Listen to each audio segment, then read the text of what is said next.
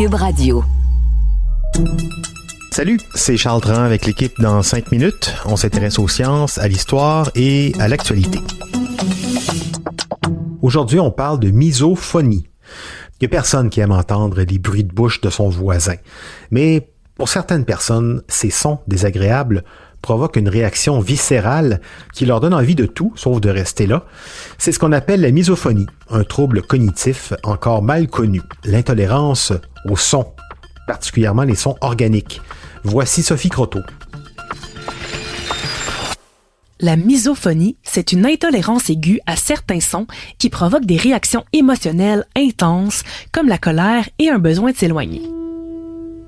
Les bruits qui incommodent ne sont pas des sons communs qui énervent tout le monde, comme un bébé qui pleure, ou qui sont apaisants, comme la pluie qui tombe, mais plutôt des sons répétitifs qu'on n'entend pas normalement et qui sont généralement liés au corps humain, comme la respiration, le reniflement, le bâillement ou la mastication. C'est un trouble qui est malheureusement très peu étudié. On ne sait pas combien de gens sont touchés parce que ceux-ci ne le rapportent souvent pas à leur médecin, par peur ou par honte, ou tout simplement parce qu'ils ne savent pas que leur mal a un nom. On estime que près de 20% de la population en souffrirait à divers degrés, qu'il apparaît vers l'âge de 12 ans et qu'il serait plus commun chez les femmes. Contrairement à ce qu'on pourrait penser, la misophonie n'est pas un trouble mental, mais plutôt une réaction physionomique. Une étude britannique a découvert que chez les gens qui ont de la misophonie, les sons provoquent une réponse directe dans leur cerveau. En les observant à l'aide d'images de résonance magnétique, ils ont en effet pu voir de l'activité inhabituelle dans le cortex insulaire antérieur, cette partie du cerveau qui gère entre autres la mémoire à long terme et la peur. Quand ils entendent un son désagréable, c'est donc comme si un grizzly se trouvait près d'eux. Leur niveau de cortisol augmente, leur peau se met à suer et leur cœur à débattre. Ils entrent dans ce qu'on appelle le mode fight or flight, c'est-à-dire que leur cerveau perçoit le son comme un danger de mort et qu'ils doivent absolument fuir la source du son ou la faire arrêter. Les chercheurs ont aussi découvert que leur cerveau contenait plus de myéline que la normale, ce qui pourrait potentiellement créer des connexions inhabituelles entre les cellules nerveuses. C'est donc une condition qui est très difficile à gérer au quotidien et qui peut gâcher la vie des gens qui en souffrent. D'abord, la misophonie s'empire souvent avec le temps, parce que la personne réagit au son, puis commence à le remarquer de plus en plus, ce qui crée un cercle vicieux d'attention et de réaction.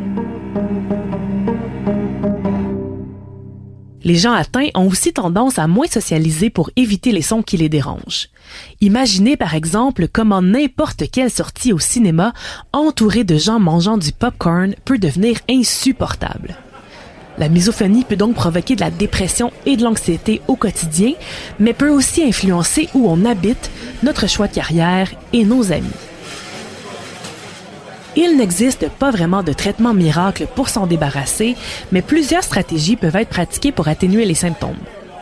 On recommande déjà d'avertir l'entourage des sons qui sont incommodants et de trouver une façon simple et rapide de leur faire signe si on ne se sent pas très bien. Les écouteurs et les bruits blancs sont aussi une façon efficace de masquer plusieurs sons dans des environnements bruyants, tout comme des exercices de respiration et de visualisation.